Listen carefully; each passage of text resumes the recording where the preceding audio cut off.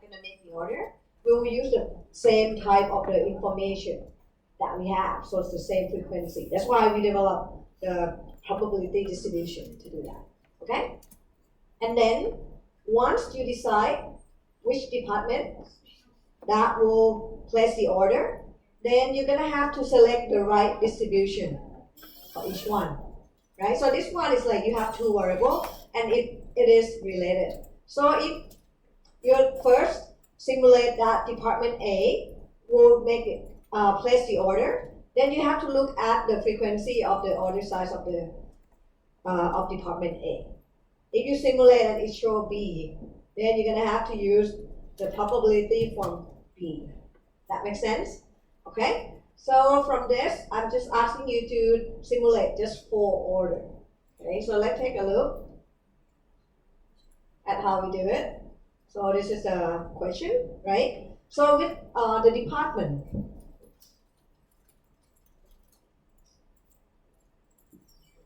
with the department, we can first develop the distribution and also, so we do cumulative frequency, right? So this one, I think everybody should be fine with that, quite simple. And then we determine the range. Because this one, when we pick the random number, we will compare with this range. We can see that for this one, it's 1 to 35. This is basically 35 number. Because the chance of department A will order is 35%. And then from 36 to 60, that's another 25%. And then 61 to 00. Yes? Why don't we begin at 0, 0, 0 here, right? Actually, because 0, 1 is a little bit easier because you can take a look at cumulative frequency. So it's going to end at 35, 60, and then basically the 0, 0 is, you can think of it as 100. That easier. But I mean, if you decide to say 0, 0 to 34, that's also correct. You can do 0, 0 to 34, 35 to 59, and then 59 to 99. Because it will give you the same number anyway. Okay, so you can do both. But normally people start with 0, 1 because it's just easier for them to count. That makes sense? Okay? Alright, so with this, we develop the number of range. And then for order size for A, B, and C, we're just doing the same thing. So I see that most of you guys are doing fine with this, so no problem. Alright? Once we have this, now we already set up everything. So now we're going to start simulating the order, right? So when we're going to do the simulation, we're going to have to generate the random number. In this case, we pick up from the table. That makes sense? So we pick up from the table. For the order number, which department, we use column 2. And what we get is, basically we get 20. So 20, when you go back to take a look at,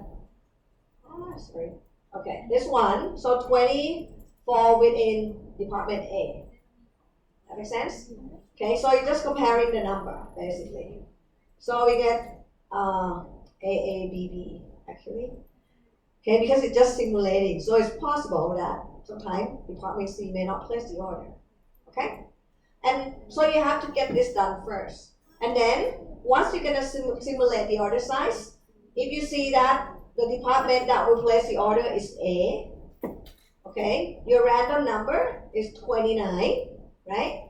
So in this one, which range that you're going to use? You're going to have to use the range that coming from department A. That makes sense? So 29 in this case will fall under this number. Okay, 15. So that's how we do it. Yes?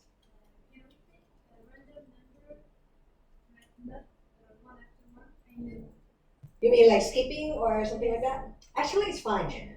Because it's just a random number, right? So you can pick anything that you like. And you get different number, right? Yeah, for example, I think 60. Uh-huh. And I'm quite confused because 60 is in two range, so two different range. Yeah. No, because, okay. So let's say that this one, if you pick different random number, and you get department B, right? So this means that this random number, let's say 29, you're gonna have to compare with the range that you get from department B. Oops. So you're gonna have to compare this 29 with this range if your simulate order is B. That makes sense? So it's related. It's kind of like sometimes you may have the situation that it doesn't matter whether it's the order is coming from A or B or C.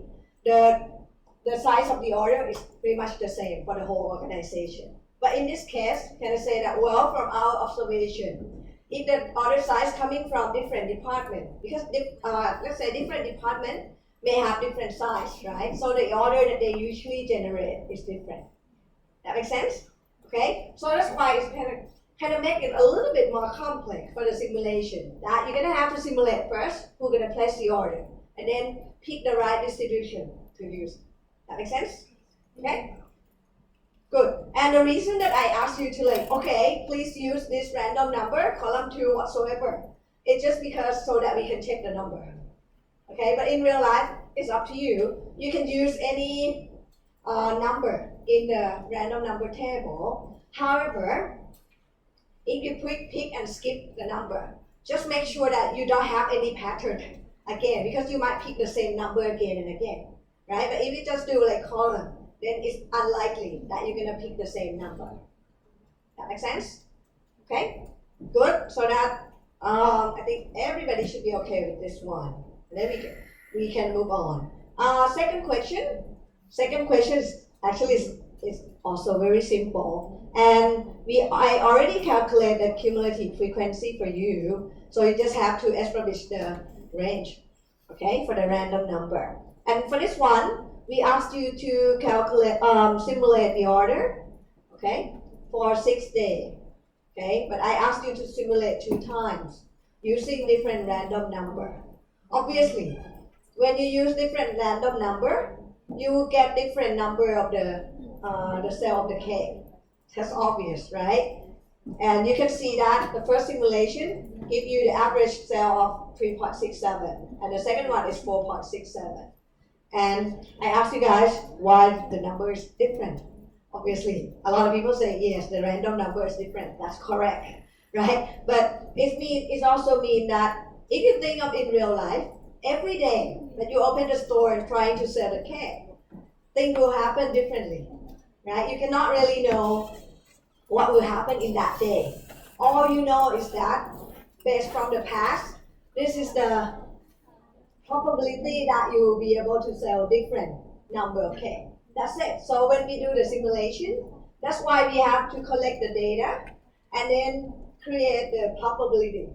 So that when we simulate based on the real situation that we have. That makes sense? Okay? And obviously, if you simulate just 2 times, you cannot really see yet what will be the number for the cake that you're going to sell. So basically, we're going to have to simulate more and more. Okay? So make more simulation. Okay? And it could be, I don't know how many number of simulation that we're going to have to create. Okay? But it will take some time to kind of get it done. Okay? And then, but if you have time to simulate, you try that. If you go to maybe 100, 200 times, the average number will getting closer and closer to each other. So it's kind of getting back to the expected average number. Okay? I think some of you calculate that too. It's 4.3 or something. Okay? It will go back to that. But again, if you know that with this probability, the cell of the cake will be 4.3 pieces per day, would that be enough for us to make decision? Not really. Because, this is the average. But we have no idea how many or how much will be the demand for each day. That's why we have to simulate, right? If you think in real life, not every day is going to be 4.3. No way. It's going to be a different number. So when we have the luxury to simulate that, it helps us to see the lowest number that might happen, the highest number that might happen, so that we can prepare better. That makes sense? Because a lot of time, something that you have to be careful is that this thing is very bad.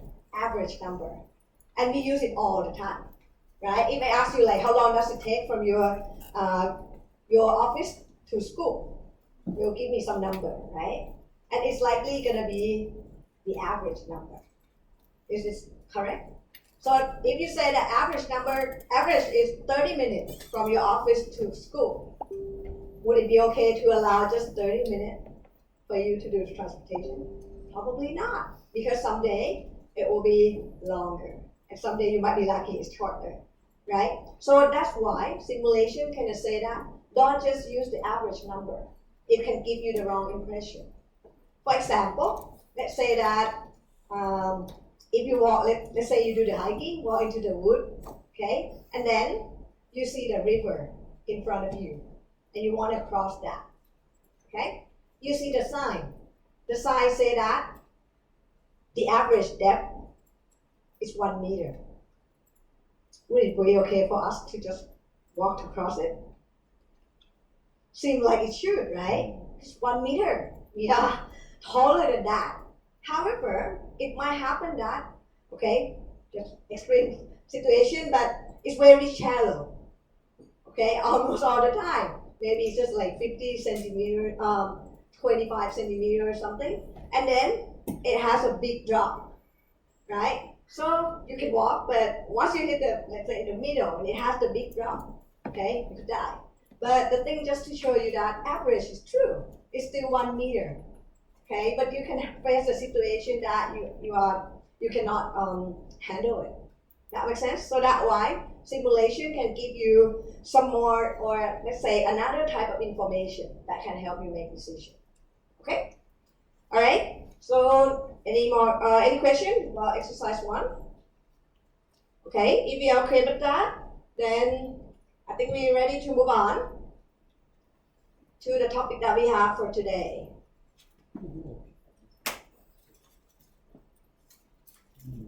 Okay. So let's start with the material that we have for today. Basically, I'm going to go through how we're going to use Excel to do something that you just did for exercise number 1. Instead of using your hand, okay, we can use Excel to do that. So we'll start with talking about how we can use Excel first to generate the random number. Okay, because now we all know that if you're going to simulate something, you're going to have to be able to pick the random number and then simulate the variable that you're looking for. Okay, so the random number in this case, in your case, when you do exercise number 1, how do you get random number? It's from the table, right? And I told you to pick this number, this column. However, for computer, you can use Excel to generate just that random number. Okay, and then we will go to, once we try generating random number, okay, we're going to try take a look at how we're going to generate a random number with the probability distribution. Okay, so what you see from exercise number 1 and from last class, we're talking about the probability, right? When we know the frequency of something to happen, then we can calculate the probability. Usually that one we call is empirical probability distribution. Empirical means that you actually collect the data, and everything that you generate will fall within that data. I mean, for example, if we go back to this, okay, number of cake, you will see that when you generate the number, okay, simulate the number of cake, it will be just from 0 to 8.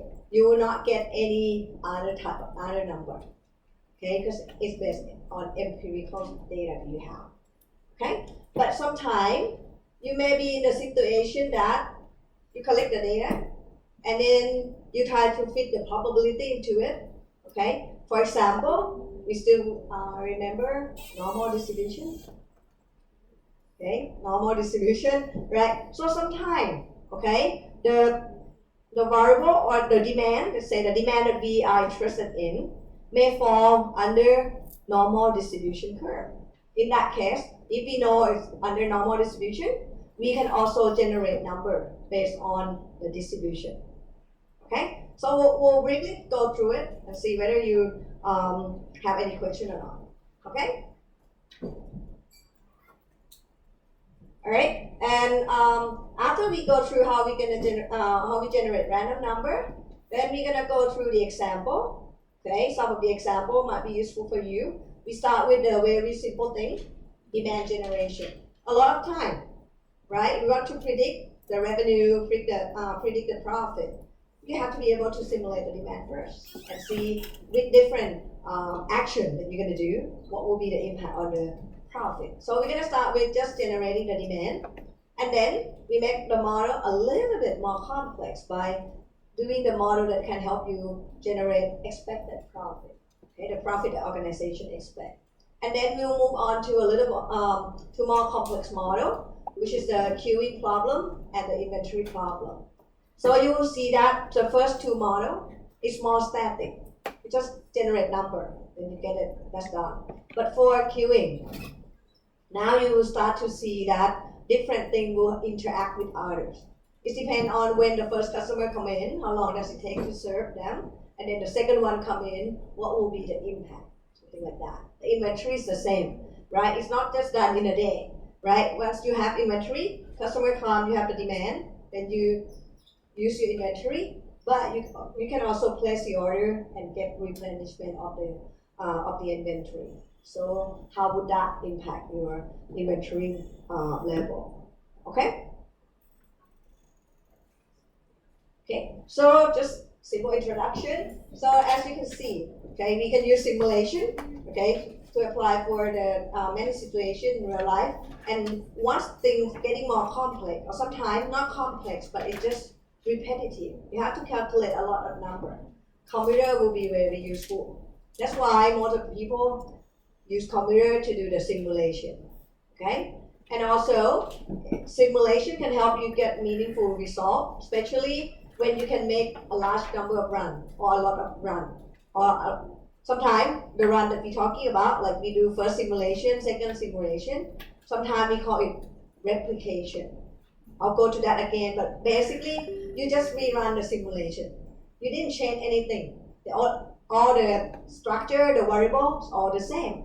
But the result is different just because of the random number. Make sense? So that sometimes we call that the replication. So you just replicate your simulation. Okay? And again, because many applications of simulation has a lot of complexity, so using the computer is allow you to simulate different things that interact in different stages or many variables.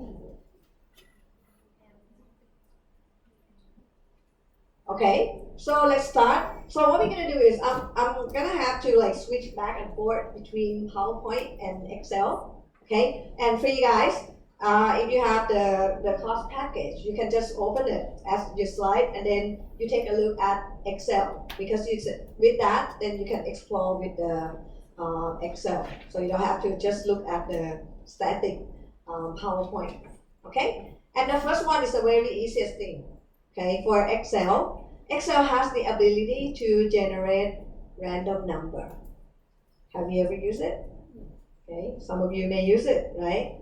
Okay, sometimes we use it to generate like the group of the student who are going to be with whom. So we just do the random number. And you can see that the Excel has built-in formula for random number generation, which is basically, okay, you can use this one, okay, rand, and then two parentheses. And if you just type in this formula, Excel will give you the number between 0 to 1. Okay, when I said 0 to 1, it means that it can be the number with the decimal point. Okay, so it's a real number.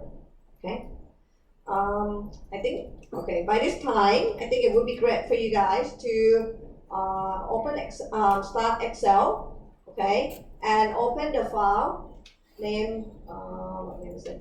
Excel example -rand. Okay, so start the Excel program and then open the files Excel example /rand. Okay? Okay, I'll give you maybe a minute to make sure that everybody can open this file. Because we're gonna use Now we're gonna start using all Excel. Okay, I'll show you different file. Okay, and then we can go through the example and see how we're gonna manipulate the number, change the number, or do something on it. So everybody need to have access to your computer and Excel. Where is the location of the file? The location of the files is in the course material for class. Okay, content material for class, and then week 2. Okay, I put it in the zip file format, so you can just download all. Okay, save it to your drive, and then start opening the first one, which is Excel example/grant.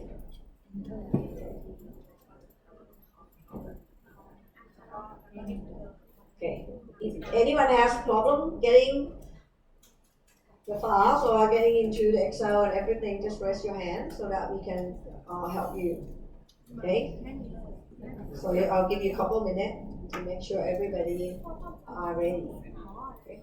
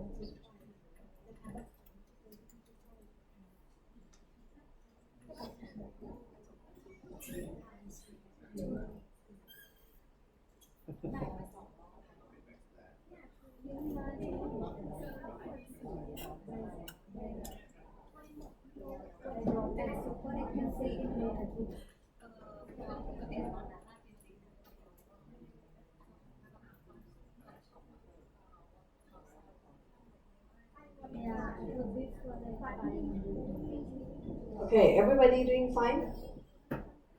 Okay, all right, good. Okay, so the first tab that you see, okay, the rand tab. So this one is just showing you the random number. So on your left, it means just type in the formula. Okay, this will give you the random number from 0 to 1, right? So and once you have this number, then you can use it for simulating the variable that you are interested in, which we will do it later. Okay, now just how to do the simulation. Or sometimes you may be more familiar with 0 to 100, or you want number from 0 to 100. What you can do is you just multiply by 100. That's it. You don't have to really do anything difficult. Okay, because after all, it's all the random number. Okay, and just keep in mind that normally for the random number, okay, every time that you do something with Excel, it will change because it makes things recalculated. However, I think if you take a look at, if you try doing something with this file, the number will not change. Okay, so you can try that, just deleting some number, okay, and then put it back, just redo it. You will notice that nothing changed here. Okay, everybody the same, right? The reason is that's way that you can tell Excel what to do.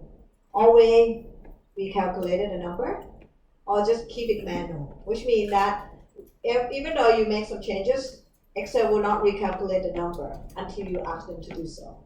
Okay, at this point, okay, the only way that you're gonna make Excel recalculate the number is to push F9.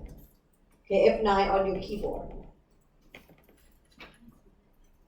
Okay, if you push F9, try that. You will see that all the number will be recalculated. That makes sense? Okay, and the reason that it happened like this is because we set it to manual. So how do we set the Excel to be manual or to recalculate the number? Go to Formula tab. Okay, go to Formula tab. And then look on the right, very far right, you will see Calculation option. Get that? Okay, so click on Calculation option. It will give you three things. Automatic except for data table, and manual. Right now, it was set as manual. That's why nothing changed when you type in or do anything. But now you can try, so please change it to automatic. Okay? Try that. And then, if you just type in some number, doing something to Excel, and then enter. Now, the number will change. That makes sense? Okay, so it's just kind of like, if it's automatic, Excel will recalculate the number. Every time you basically hit the enter, do something with Excel. Okay, but normally, when we use Excel for simulation, we usually put it on manual because we don't want the number to change all the time because, it's difficult for us to check whether our number is correct or not. So we put it on manual and then push F9 to make the change. That makes sense? Okay, so first thing that we know, so you can do the calculation option. Okay, so now we can leave it at automatic, that's fine. Okay, all right. Okay, so we covered two slides here, right? Random number generation between 0 to 1 and 0 to 100. Okay, we usually do this so that we can take a look at the number of range that we will generate, like what we do for exercise number 1, and then generate random number to see whether it falls in what range, and then simulate the number. So we'll do that in the example, okay? But before we go into that, another type of random number generation, okay? You can generate random number with the distribution, okay? I think most of us familiar with normal distribution, which is like the bell curve, okay? Are we familiar with uniform distribution? Uniform distribution, okay? Some of you might be not, or you've seen it before, you don't remember.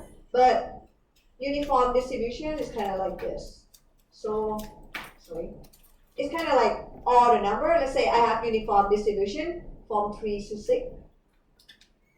Okay, this means that all the number between 3 to 6 will have equal probability of happening. That makes sense? If it's the normal distribution, it should look like this, right? And then you have average number. Okay, so if you have normal distribution, the average number here will be the one that has the highest chance of happening, and the one further away from the average will have less chance of happening. That makes sense? Okay, so we'll take a look at the uniform distribution. Okay, uniform distribution. There are two types of uniform distribution: continuous or discrete. Okay, we usually use it when basically we don't have any better information. For example, you ask the bank teller, how long does it take for them to serve the customer who do the deposit? Right? Sometimes they might tell you about 2 minutes, but 2 minutes is usually the average. Right? So if we use just that number in our simulation, it's not really useful because you cannot see the variation that can happen. So if they tell you in average number, ask further. Okay. Well, how fast that you think you can do usually? The fastest time that you can make, or the longest time that it takes. So you might have like, it might be like, oh, we can do it like within 1 minute or 10 minutes. That can happen, right? And if they don't know anything better than this, we can assume that 1 to 10, it has equal chance of happening. Okay, but if they know more information, now we can start to refine our distribution. But that's just, we'll see more of it when we do input analysis. Okay, just for now, just kind of get the idea. And when we say that it's continuous distribution, it means that any number, the real number, let's say from 1 to 10, it can happen. Okay, but if we say that this uniform distribution is discrete, discrete means that the number that it would have or generate is only integer number. Discrete means that it's not continuous, right? So it's like, so when you draw it, it may look like this. So it's like, okay, 1, 2, 3, 4, and so on. So every number has equal chance of happening, but it will be the integer number. Okay, this is the discrete uniform distribution. Okay, how do we know that our data, or let's say we want to simulate how the way customer enter our bank? Okay, how do we know which distribution we're going to use? We basically have to collect the data first. Okay, when the customer comes, and then we will use the software to help us generate the distribution that match with this type of data. So we'll do that later, okay? For today, just assume that we already know the distribution. So how are we gonna simulate it? That makes sense? Okay, so to calculate let's say continuous uniform distribution, okay? This is the formula that you can use. Okay, C is the lower unit, okay, or lower limit of this. So again, if we have this 3 to 6, okay, so C is 3. Okay, D is the upper limit 6. So 3 plus 6 minus 3, and then you can see here multiply by the random number. This is how you get different number, simulate different number every time, because your random number will be different. That makes sense? So if you have to calculate by hand, you basically set up the equation 3 plus 6 minus 3 multiplied by random number, which you will get from the table. Okay? But if you use Excel, then you can just type the formula ran and then parentheses to get the random number.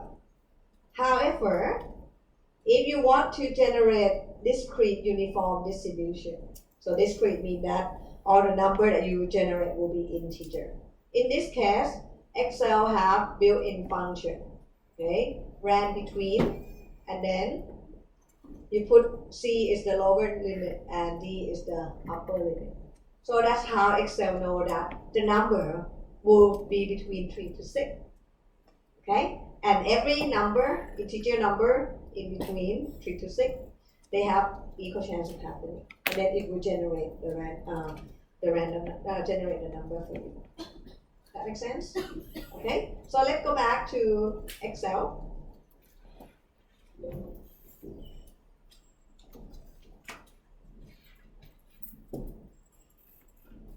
Okay, take a look at the next tab. It's called Unique. Okay, so this one is showing you the uniform distribution. Okay, and okay, you can take a look here. Okay, we're trying to calculate the generate the number from uniform distribution with the lower limit is 20 and the upper limit is 100. So no matter what they do, the number will be only between 20 to 100. Okay, and you can see that if you want to do the continuous, which means that it can be any number or the real number, then you're gonna have to type in the formula. Okay, so take a look on your screen, might be easier. But basically, we have the equal signs and then 20 plus 100 minus 20. This is the upper limit minus the lower limit. And then multiply with the random function. So that's why you can see that every cell that we have, okay, the formula is the same, but the number that we simulate is different. It's just because of the last one, the random number that Excel generates. That makes sense? Okay, and if you want to generate more, you can just easily copy and paste. You can generate more random number. Okay, that makes sense? So I'll leave it like this. And if you want to do the discrete uniform, okay, from 20 to 100, in this case, you can take a look at the formula that we put in. It's basically the built-in formula for Excel, ran between, and then the lower limit and the upper limit. And it will just give you the integer number. Okay, that makes sense for everybody? Okay, let's go back to the continuous uniform a little bit. Click on one of the cells. You will see that the way I did this calculation, okay, I put the number, okay, lower and upper limit right into the formula. Sometimes we call this hard coding, which means that you put the number in there. And it's usually not good, because sometimes when you want to change the number, let's say that, okay, I want to change to the uniform distribution from 35 to 75. Then I'm going to have to go through each cell to make the change, right? But if you do like, okay, you put like, okay, 20 here, 100 here, and then just point, when for the formula, just link to the cell, it will be easier for manipulation, okay? So that's a lot of time, we usually do it this way. Okay, put the number that we think we're gonna change, okay, in other cell, and then for the calculation, you just point out to the cell that has this number. And I'll show you again when we see the example model, okay, that we usually do it that way. Okay, so let's move on, and let's take a look at, okay, the tab called Unique, and then slash this. Okay, this one is actually not really simulation, but just want to show you that, or remind you that Excel can help you generate the histogram. A lot of time, okay, let's take a look at this. A lot of time when you say the data like this, you cannot really make sense or see anything, any pattern of it, right? It's just a lot of data. So a lot of time when we want to see how this data, okay, distribute, right? So that we can pick the right distribution that match the data. Okay, we can use histogram to develop the distribution. And I think histogram you learn it since you were very young anyway, right? It's just showing you the frequency, okay? And Excel can help you develop the histogram. I mean, if we have this data and we want to plot the distribution, okay, in Arena, they also have the built-in software that function that will help you do that. But let's assume that now we have only Excel. So the only way that we can do is we can use histogram, okay? So to still remember how to develop histogram, right? So this is the number that I generate just using rand between. Okay, so it's basically uniform distribution with discrete uniform distribution. Okay, and I just want to calculate to develop the histogram from it. So what we do is, remember, with the histogram, you're gonna have to specify the bin. Okay, so the range, because usually we're not gonna do the range of 1. They're gonna be like no numbers the same, right? But so we're gonna have some bin, okay? And this one, to make it simple, start from 20 to 100. So it's just the bin of 10, okay? To see how many numbers falling in that bin. Okay, so we're gonna have to type in the bin and the words, it doesn't matter, but just a number, so that we can refer it when we use Excel to do the calculation. Okay, and to develop the histogram, okay, let's see this here. Oops.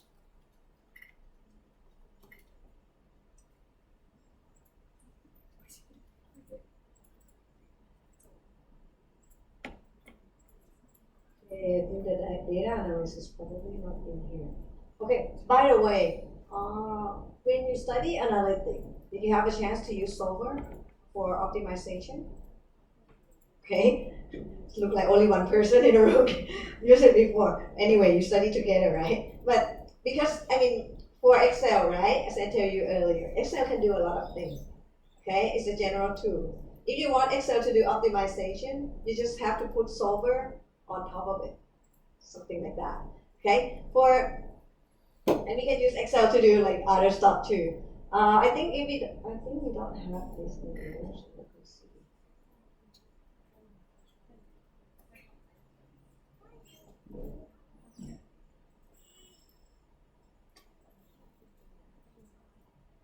Okay, yeah, that's right. All right, so we don't have the data. Excel also have the two-pack called the data analysis. Okay, the simple tools, but it's useful, and it's actually it's come with all Excel. But sometimes if you don't add it in, you will not see it. So go to Files, Option. Okay, and then take a look on the left. Okay, that will be the word called Add In. Okay, and then take a look down. Okay, on the right, you can see Manage Excel Add-in, and then the button called Go. So just click Go. Okay, and then you will see Analysis 2-pack. Okay, Analysis 2-pack, VBA, and so on. And then the last one is Solver. So when you use it for optimization, you can click Solver. Okay, but for this time, just do a simple thing, Analysis 2-pack. So click on the Analysis 2-pack and then click OK. Okay, once you're done, go back to the Data tab. Okay, in the Data tab on the right, you will see the word Data Analysis. Okay, everybody got it? Good. Now, let's just go into Data Analysis. Okay, and then just scroll down just for fun. You will see that there will be a lot of things that Excel can do. Okay, even like doing a t-test, ANOVA, correlation, whatsoever, a lot of things that SPSS usually do for you, right? So sometimes if you need it quick, you don't have access to SPSS, you can try Excel, okay? All right, so we're gonna want to develop the histogram. So scroll down and find the word histogram. Okay, then click OK. Okay, Okay, once you want to develop the histogram, it will first ask you the input range. This is the data, okay, the raw data that you want to use to develop the histogram. So select it, okay, A2 to J21. And then the second one is bin range. So just highlight, just select the bin that we put in earlier. Okay.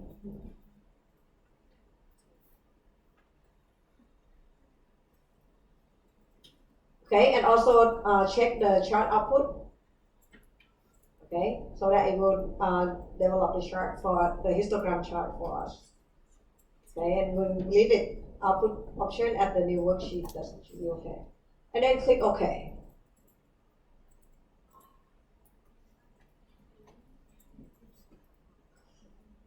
Wow, I'm gonna take that long. Okay, you will get the new sheet. That will give you the histogram. Okay, either in the graph format or also in the table format. Don't worry if the number is not the same, because every time we do something, Excel regenerates the random number. Okay, so it doesn't matter. But at least I just want you guys to be able to develop the histogram. However, developing the histogram this way, even though you're changing the number, okay, even though you go back to this page and change the number, the histogram that you calculate will not change. Okay, it's just more fixed. It's kind of like, okay, they already do the calculation, develop the chart, and that's it. Okay, it's not dynamic. If you want it to be dynamic, then you're gonna have to develop the chart just by yourself. Okay, I'll show you in one of the examples that we have. Okay, and what do we do with the histogram?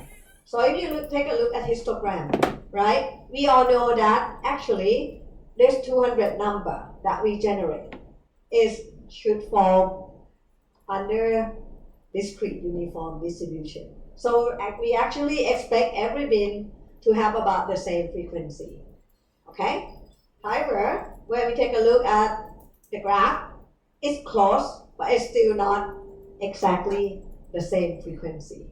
Again, that's because of the number of samples that we take. Okay? If we take more and more and more, then it will getting closer and closer to the same probability. Okay? That makes sense for everybody? Are we okay? Alright, so quite simple. Okay? Another type of the distribution that I just want you guys to know, okay, how we can use Excel to develop it, is the normal distribution. Okay, because it's a distribution that we are very familiar with. It has been used for a lot of situations. Okay, so for normal distribution, Excel actually have built-in function to do the calculation. Okay. Okay, so the formula, I don't know how to call it, and usually call it norm inverse, N/Rm INV. Okay, so you type in the formula. What you need to put in, take a look. Okay, take a look at, if you try to remember, okay, normal distribution. How do we define normal distribution? We're gonna have to specify the mean and the standard deviation, right? So that we know, okay, what the normal distribution look like. Okay, so in here, Excel will ask you to specify the mean and the standard deviation. Okay, if the standard deviation is very small, you will get the normal distribution that very tight, right? So it's small, it will look like this, can be like this. Okay, but if the standard deviation is very big compared to the mean, sometimes you may get the normal distribution that look like this. So it can be any time. Okay, it's depending on the mean and the standard deviation. So when we collect the data, we have to figure out, okay, from this data, if it distribute normally, what will be the mean and the standard deviation, which we can use the software to help us. Okay, and how do Excel generate the random number from the normal distribution? Once you specify mean and standard deviation, here the first term, probability, that's actually the random number.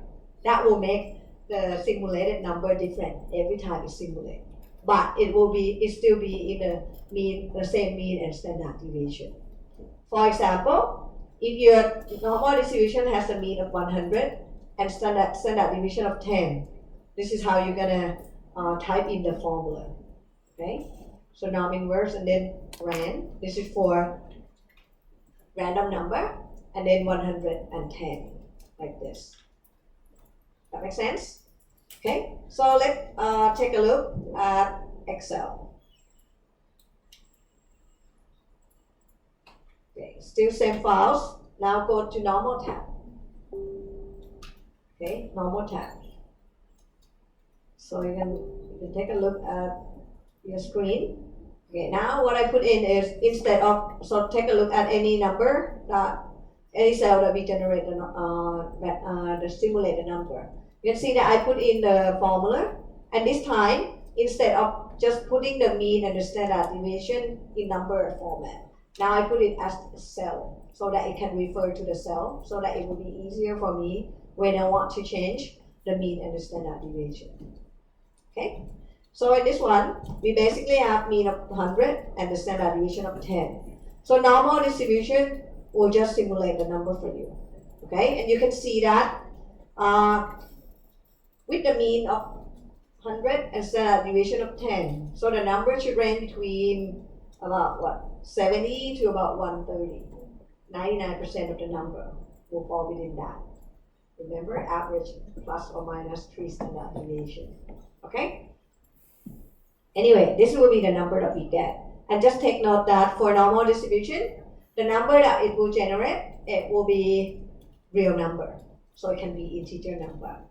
Okay, this will be important for us later when we choose the distribution. Because for something, okay, for example, the time that it takes to do something, it can be the real number, right? Decimal point, fine. But if we try to simulate something, let's say simulate the number of students that will come to class, now the number has to be integer, right? You cannot have 1.2 students that come to class, okay? That will be related to when we select the distribution, okay? But one thing to be careful about using normal distribution, okay?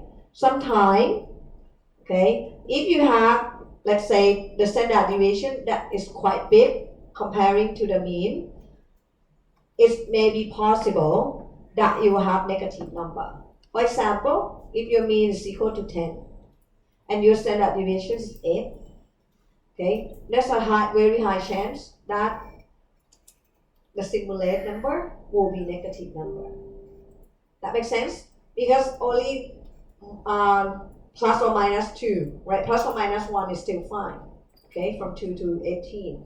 But plus or minus 2, now you're going to start to get negative number, okay? That's 95%.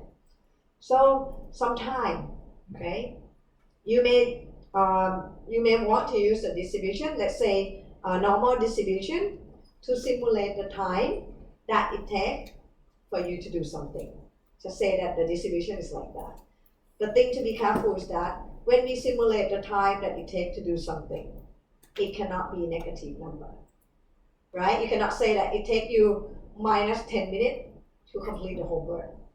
It all has to be positive number, okay?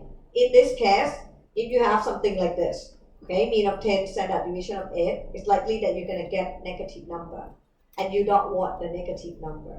If you don't want negative number, what you can do is, okay, you can use the max formula, okay, so you have max and then 0, or the number that Excel simulate, okay. So this means that if the simulate number is lower than is negative, it will be lower than 0. In this case, it will generate 0 for you. If it's positive or higher than 0, it will give just the simulated number. Okay, this is just one quick fixed way to do it. Okay, in some of the simulation software, it will just fix it for you. For example, you put in the processing time and it generates and you get the minus number or negative number. It will just truncate and say that it will be 0. Okay, so you can take a look at Excel. Okay, and then normal slash non-zero. Okay, this one I'm just having the normal distribution with the mean of 10 and standard deviation of 8. Okay, and then just comparing two things. However, just take note that the number will be different. I cannot control that because of Excel, just using the random number. Okay, so random number can be anything. That's why the number is not the same. But I just want to show you that. Okay, so we can try typing in F9. Okay, if you try typing, just doing F9. Okay, yours might be different, but let's take a look at mine. Okay, this row. Okay, if you don't do anything, you just put norm inverse and then the normal formula, you may get the negative number. Okay, but if you put max 0 and then the simulate number, then if the number is negative, it will give you 0. That makes sense? This is one way that you can prevent negative number to happen in your simulate number. However, are there any weakness doing the non-zero normal distribution this way? Anything that is negative number, now you put it as 0. So do you think the average will be the same? If not, right? The average will change and it will be higher than usual. Okay, so this is the disadvantage of it or the limitation. So keep that in mind. If you're going to use it, you may elevate the average without noticing it. Okay? All right? Everybody okay with this? Just a simple thing that Excel can do for you. Everybody all right? You have any question or comment? All right. If not, then let's move on to some example. Okay? And see whether you can use it for your work. Okay. The first example, very simple one. Okay? We just want to use Excel to simulate the demand for us. Okay, and that sometimes we use it a lot, right? You want to plan for inventory, plan for promotion, whatsoever that you want to do, or sometimes plan for your investment because you want to know the demand first, right? So you can use Excel to simulate the demand. And from this example, okay, you simulate the demand based on the historical data that we of the company, okay? So you can see that we want to simulate the demand for tires. Okay, for this model. So we collect the data, okay, the demand for each day. And we find that the demand is 0 to 5, okay. We collect the data for 200 days. So we got the frequency. This one is similar to what you did in the exercise, kind of like that, right? So you get the frequency. So your job is basically to calculate the cumulative probability and then simulate the number, okay. So in your slide, okay, basically you're gonna see the screenshot of the Excel files that we use, okay, and then for this one, okay, it will show you all the formula that was used in the Excel file to simulate the demand. But the next slide will show you the actual simulation that we have.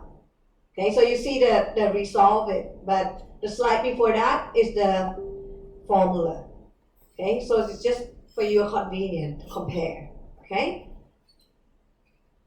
However, I think we better go to Excel. Take a look at it. So let's go to Excel file, the new one. So you can close off the one that we just done. Okay, that one we don't use it. And then go to Harry Thai Shop 1. Okay, so let's take a look at the Excel file.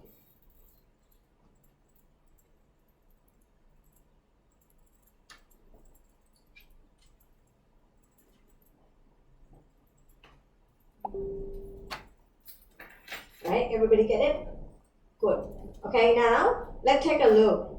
Okay, based on the information that we have here, right? So now we develop the probability distribution, okay, or the frequency. Okay, so that's what we put here. So you can see that now we have the probability. Okay, in this one, the way to do it, if it's the cell that have yellow highlight, is the number that you have to put in. Okay, so it's manual input. And you can see that we already calculate the probability. For example, the demand of 0, okay, the Thai demands, so 0 to 5 here, okay, and the probability, we calculate that. The first one is 10 divided by 200. That's why it's 0.05. So you put in the number here. That makes sense? Okay, so probability of each one. And by just looking at probability, we know that the amount of trees happen the most. Okay, 30%. And then for this 2 column, okay, it's basically the cumulative probability. Okay, and then we can just use the formula. Okay, do the calculation automatically. Okay, and you can see that the way we develop it, if you take a look here, okay, probability range is lower, and actually this one is the higher.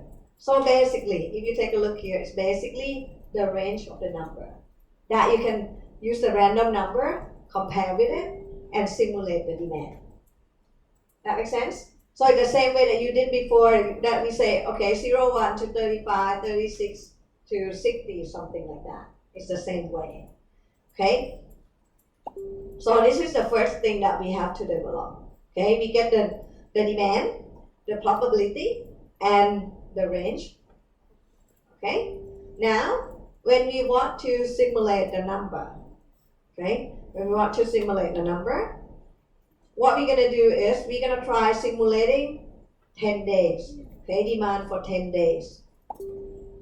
Okay, and you can, if you remember, the way we're going to simulate the number is we first have to pick the random number. Right? Just pick the random number from the table. But if you use Excel, we can just use the function rand.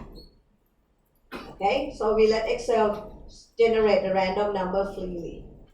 And then this one is the most important one. This one is the formula that we use to simulate the demand. So basically, what Excel do is pretty much the same as what we did. It generates the random number. This one is 0.582 whatsoever. So what they do is, once they have this number, okay, 0.582, they go back and take a look. Okay, take a look at the range here. So it's the same way that you did before. Okay? So they take a look at the range, okay, and then they try to find 0.58 number. And you can notice that you cannot find it. Right? So what they do is, they cannot find it, so they move on, until they find a number that is bigger than 0.58. Okay? That's when they stop. And then they will go back 1 row. Okay, that's how they work. And then pick the number from column E, which is number 3. That makes sense? Okay, just try to understand the mechanism first, and then I'll show you the formula that we put in. Okay, so let's take a look at this one, day 3. Okay, the number generated, the random number is 0.30, right? So what Excel do is, they go back to this table and take a look. Okay, 0.3 is still higher. So it go up to 0.35 and see that 0.35 is more than 0.3. So they go back 1 row. Okay, and then pick the number in column E, which is number 2. That's the simulated demand that they have. That makes sense for everybody? So it's basically the same way that you did in the exercise, right? Pick the random number, compare to the range, and then simulate the number. It's just doing the same way. However, but this time, we don't have to do it by ourselves. We just use Excel to do it. Okay? And every time when the number change, let's say you push F9, the number change, the simulated demand also change because it's based on the formula. So anytime that the random number change, this will change too. So you don't have to do anything. This is automatically calculated. Okay? Now, that makes sense for everybody? Alright, so let's take a look at the formula. Okay? What formula that help us accomplish this work? I think some of you used it before. Some of you use it a lot. VLOOKUP, right? Okay, see the knot, right? Because a lot of time you don't want to look by yourself. You just want Excel to look for you and then just pick the number. Okay, so for VLOOKUP, okay, I also have the explanation in the slide, okay, which you can take a look at it too, okay? But let's take a look at the Excel, okay, for us. So you can see that the formula we look up, okay? The first thing, okay, after the parenthesis, okay, H3 here, basically is the lookup number. So it's the random number, right? So you generate random number. Now you want to compare. So this is the lookup number. Make sense? Okay, lookup number is H3. So compare with what? Right? So compare with what? This is the table array that you're gonna have to put in. So you can see that we put in C3 to E8. What is C3 to E8? So basically, this whole thing. Okay, the range and the number of demand. That makes sense? So that's why Excel know that, okay, what they do is they pick the random number here compared to column C. Okay, this is just the way it works. Okay, and then how do they know that they have to pick the number from column E, the highest demand? That's the last one that you can see. The number 3 here. See the number 3? Because this table has 3 columns. So it's basically telling you that, okay, look up the number, compare it with the first column of the table, and pick the number from the third column of the table. That makes sense? Okay, and it's called VLOOKUP because you just look at things based on the column.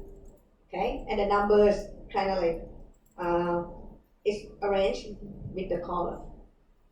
Okay, and that's how we get the number. Okay, the last one, true or false. Then usually we put true. True means that even though you don't find the exact number, this can still give you the number. For example, you see that there's no way that we're gonna find 0.064624 number. Not gonna happen, right? So if you put true, then that's the way Excel will work. However, if you put false in there instead of true, if you put false, it means that it has to find the exact number. Okay, in this case, if I put false, it will give me this thing. Because it says it cannot find this number. Okay, so in our simulation, we're gonna put it as, put the word true in it. Because there's no way that we're gonna find the exact random number. We just want to find a number that within the range. Okay? That makes sense for everybody to simulate the demand? Any question so far? Are we good? Okay, good. Okay, and what we do here, we just do the average for the demand for 10 days, right? And again, if you scroll down, okay, I developed the graph. Okay, this one is not from the histogram that we developed in data analysis. This is just a graph that we developed. Okay, that's the way I did here. Instead of using the histogram, now I use the frequency formula and develop the table. Okay, with this one, and then the graph will link with this table. Okay, the graph will link with this table. So this means that every time I hit F9 and the number change, okay, number in here and number in here will change. So it's kind of like allow me to see what is going on. Okay, and you can see that most of the time, number 3, number 2 is a lot because that I think that's the one that has high frequency. All right, does it make sense for everybody? Did I have any question or comment? All right. Are we familiar with developing the frequency table? Okay. I use it sometimes, but not a lot, but this one is doing an array, and obviously I kind of forgot about it, so let me use Excel help. also, because there's a way that you can do the frequency. So we'll do that. Alright, so, but first, let's take a look at if you want to develop the frequency table. So again, we know that the demand will be only from 0 to 5, right, based on our distribution, okay? So what we want Excel to do, let me try this, that was too small. Okay, what we want Excel to do is to take a look at the simulate demand here, okay, and then count the frequency. Okay, so this one, basically, you can see that if you click on it, it's the frequency formula. The interesting thing is, the frequency formulas usually come as an array. So you can see that in the formula, you will see this sign. Okay, so this kind of show you that it's an array. So if you want to change only one number or one place in the array, for example, you can try to delete the number, it will not allow you to do so. Okay, any number in here, they will not allow you to do so. It will only allow you to do so if you delete the whole thing. Okay, so just keep that in mind. If you see somebody else formula or something and then you cannot delete it, sometimes mean that it all related. So if you're gonna delete, you have to delete all. Okay. All right. So how does it work? So basically, okay, let's take a look at the formula first. Okay. Try to put it up here.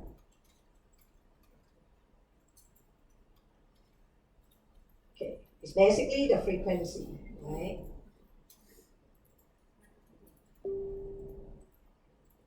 This one.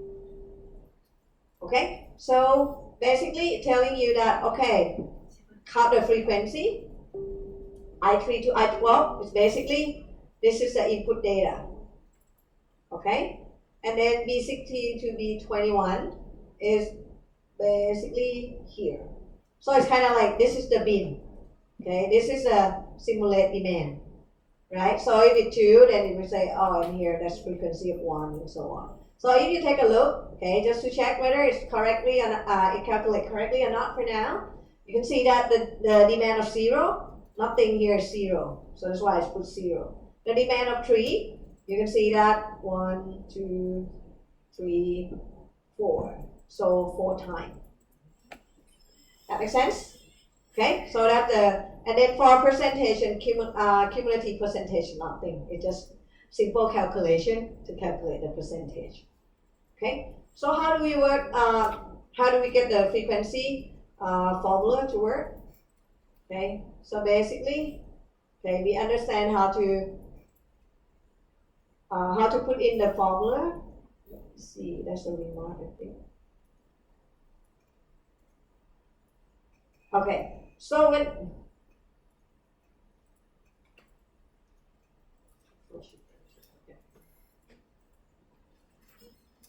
what we're gonna do is, because I'm lazy, so I'm gonna just copy. Okay, so what I'm gonna do is I'm gonna delete the whole thing. Okay, trying to regenerate it, the frequency again. This is a formula.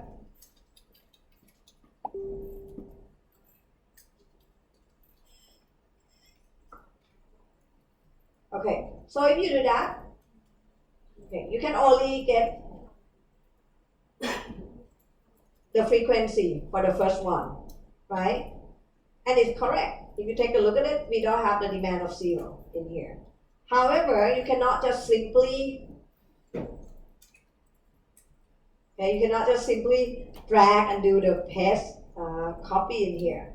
Okay, it not work that way in this case.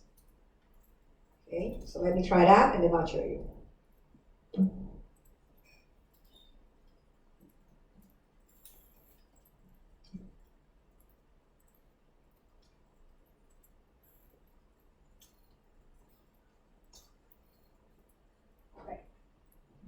So what we do is, we start with the right formula, okay, everything is correct, okay?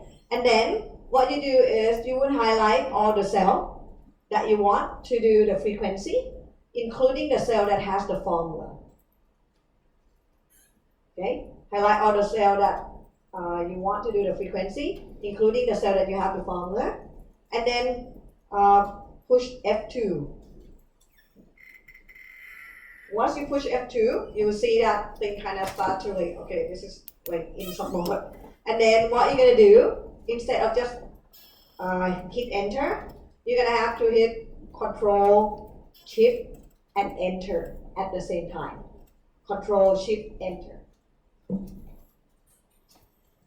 And it will give you the frequency for all. Control, Shift, Enter. Okay, so you're gonna put Control, Shift, and then Enter.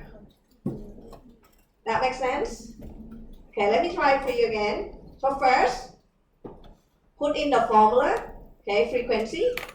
Okay, counting I3 to I12, that's the input number here, the simulated number.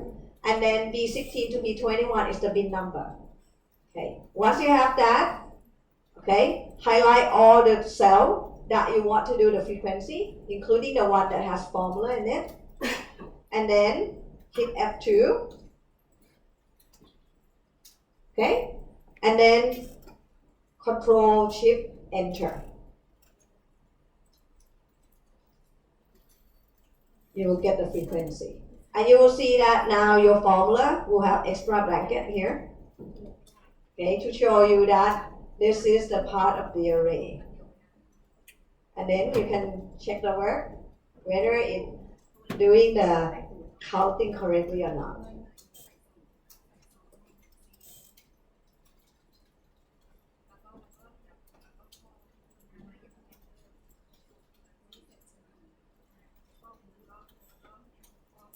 Right? Everybody okay with this one? Okay? Alright, so this one, okay, is an example of how you just, simulate just one variable, okay, using the probability distribution. Okay, this is exactly the same way as what you did by hand. Okay, using Excel, it just follow the same process of what we did. Okay, however, once we put it on Excel, now it's very easy. Okay, because every time the random number change, Excel will just recalculate everything for you.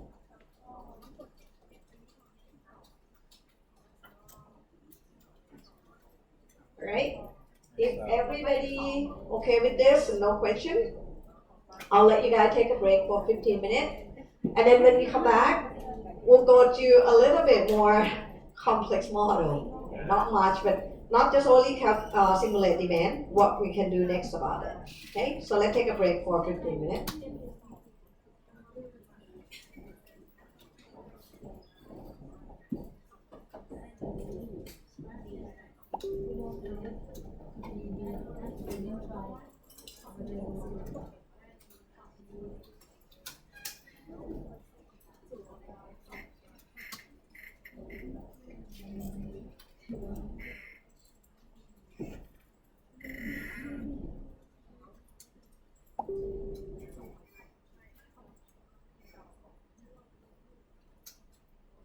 No, you select the whole table including the formula. The first one, you write the formula in the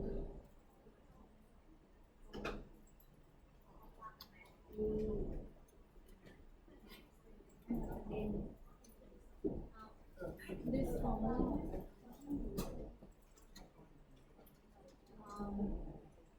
of this simulated thing, and then this thing. First is that one. Delete first this table you choose, then second you do this.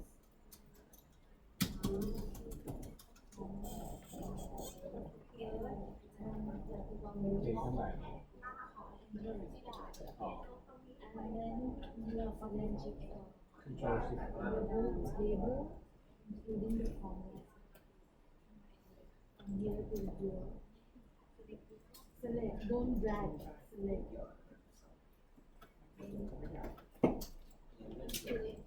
Like that. Oh no, no. then you press Why press help? Why?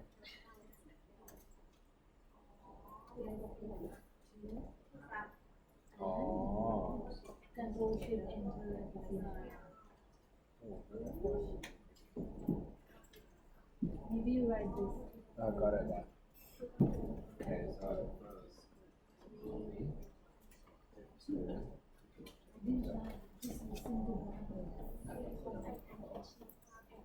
I didn't work it out as